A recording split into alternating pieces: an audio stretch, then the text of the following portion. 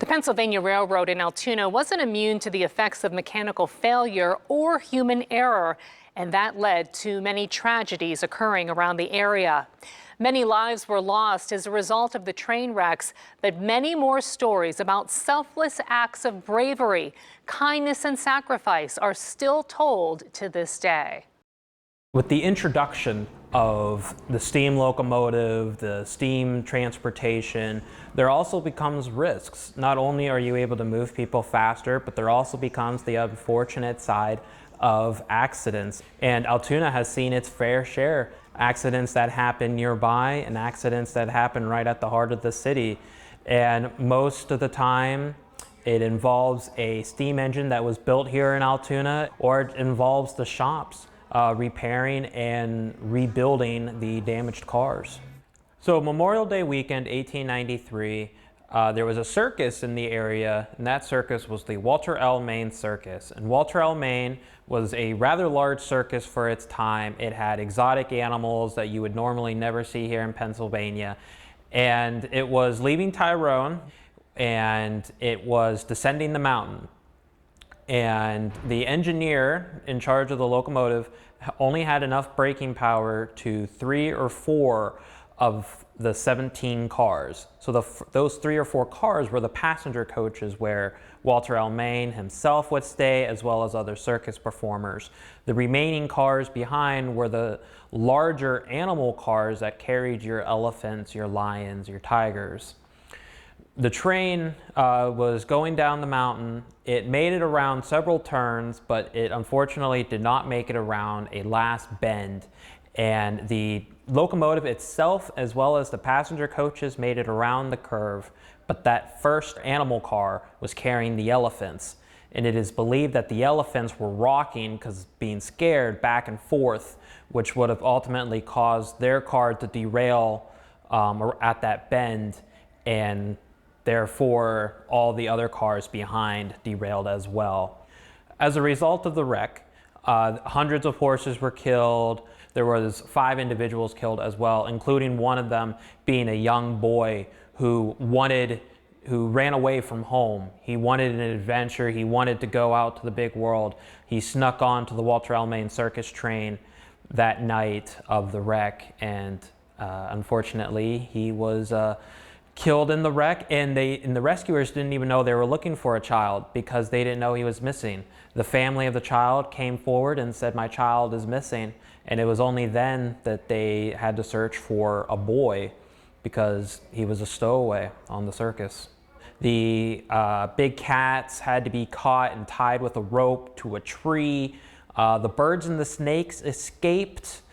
They were never caught, and a tiger did kill a local farmer's cow nearby. The tiger had to be hunted down and was ultimately shot by the locals. After the wreck, the town of Tyrone and the city of Altoona opened their arms. The wounded were cared for in Tyrone and in Altoona, and the Altoona shops here actually rebuilt the Walter L. Main circus train for him to continue on with his circus free of charge. And as a result of that, Walter L. Main was very grateful to the city of Altoona. And the years after that, he came to Altoona and put on his circus for free for everybody in the city, in the area, to attend. On November 29th, 2025 will be the 100th anniversary of the 17th Street wreck here in Altoona. A 58-car freight train was traveling down Horseshoe Curve eastbound, bound for Altoona. The train, while descending, lost its brakes and came down the mountain too fast. With the engineer blowing the whistle and the fireman ringing the bell, they were warning the city of Altoona that their freight train was coming in fast and out of control. It jumped the tracks right at 17th Street and caused a massive pileup on the 4-track main line. Unfortunately, the engineer and the fireman were both killed in the wreck, and the wreck caused significant damage to the area and also hit very close to home because it happened right in the heart of Altoona. So you had thousands of people flock to the streets. They were looking at this wreck. There was debris everywhere.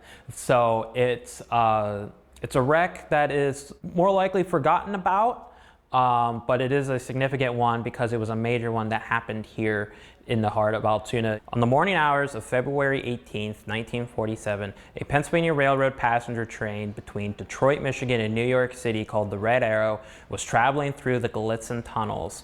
Unfortunately, as it was making its way out of the Gallitzin tunnels, it would derail at Bennington Curve in between Gallitzin tunnels and Horseshoe Curve, and it was heading eastbound towards Altoona. The Pennsylvania Railroad and the ICC did a report. They did their accident report on it, and it was determined that it was excessive speed coming out of the Gallitzin tunnel which caused the derailment. The recommended speed going around Bennington Curve is 30 to 35 miles an hour. It was believed, according to the ICC and the Pennsylvania Railroad reports, that engineer Michael Billig, who was in the lead engine, K4S number 3771, had the train going anywhere between 65 to 70 miles per hour. So he was going double what the recommended speed was, and they think that is what caused the steam engine to flip or roll over two other tracks before going over the far embankment down the mountain. As a result, 24 individuals lost their lives, 4 of them being locally, with hundreds more injured. So a total of 4 wrecked derricks came up to Bennington Curve to help with the cleanup. Hundreds of individuals flocked from the nearby small towns to help the injured get out.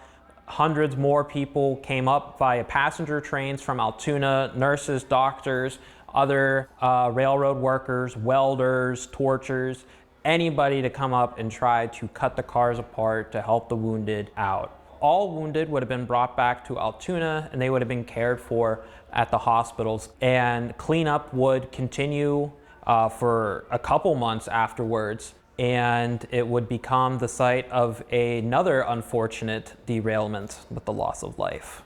So 10 days after the Red Arrow wreck on February 28, 1947, a Pennsylvania Railroad passenger train called the Sunshine Special was heading westbound from Altoona, heading towards the Gallitzin tunnels.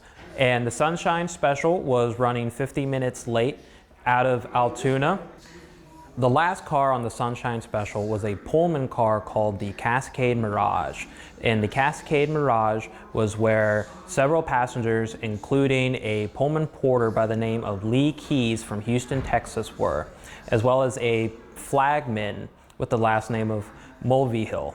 In the late hours of February 28th, the train was approaching the Gallitzin tunnels when the Cascade Mirage became uncoupled from the rest of the train.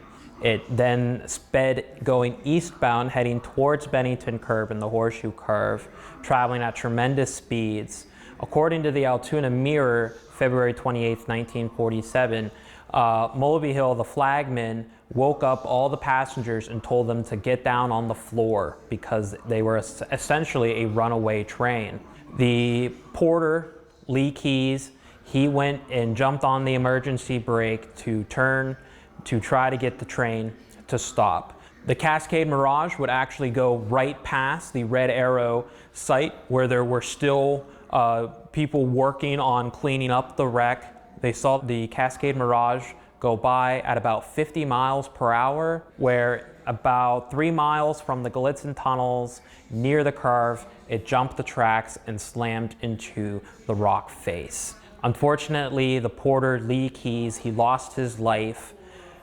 All the other passengers, some were able to escape uninjured, some were injured, but Lee Keyes is known as a hero to those passengers because he was the one on the emergency brake that was unfortunately suffered the impact when it slammed into the rock, as well as flagman Mulvihill is seen as a hero for waking the passengers up and getting them down on the ground, the lowest point, to protect themselves.